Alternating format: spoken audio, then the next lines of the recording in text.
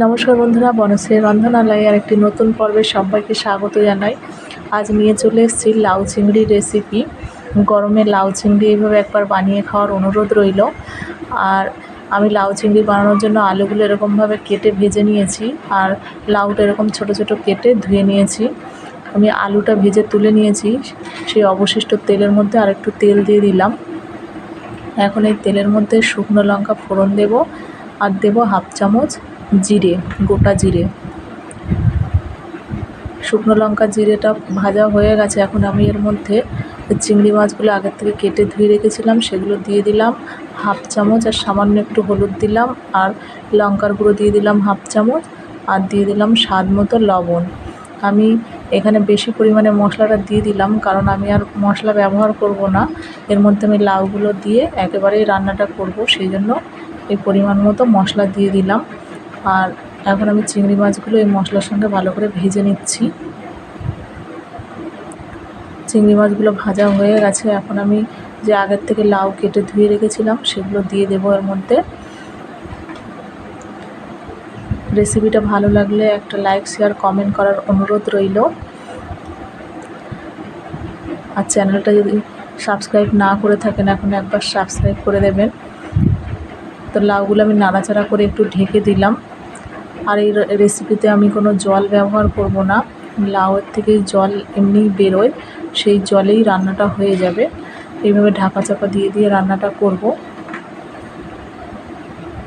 আর মশলাও বেশি ব্যবহার করব না। গরমে এই রেসিপিটা একবার এইভাবে বাড়িতে বানিয়ে খাওয়ার অনুরোধ রইল। আশা করছি ভালো লাগবে, একবার বানিয়ে খেয়ে দেখবেন।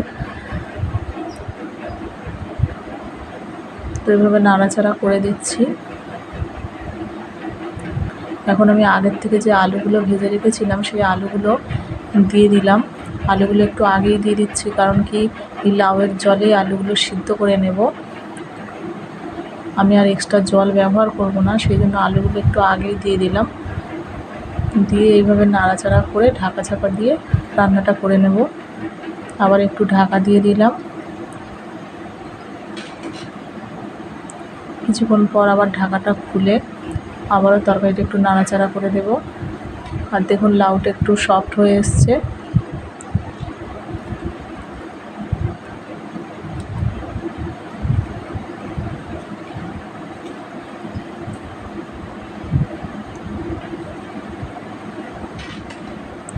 এখন আমি ওপর থেকে হাফ চামচ জিরের গুঁড়ো ছড়িয়ে দেব, দিলেই আমার রেসিপিটা রেডি হয়ে যাবে।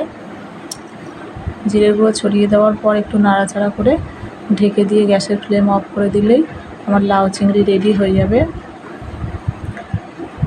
এতক্ষণ আমার সঙ্গে থাকার জন্য সবাইকে অনেক অনেক ধন্যবাদ। এইভাবে পাশে থাকবেন আর রেসিপিগুলো দেখতে থাকবেন। আরও নতুন নতুন রেসিপি নিয়ে আসার চেষ্টা করব।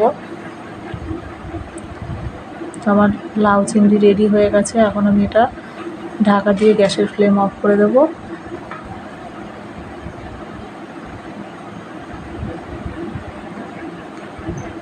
আজকের রেসিপি এই পর্যন্ত। সবাইকে অনেক অনেক ধন্যবাদ। সবাই ভালো থাকবেন, সুস্থ থাকবেন, আর এইভাবে আমার রেসিপিগুলো দেখতে থাকবেন।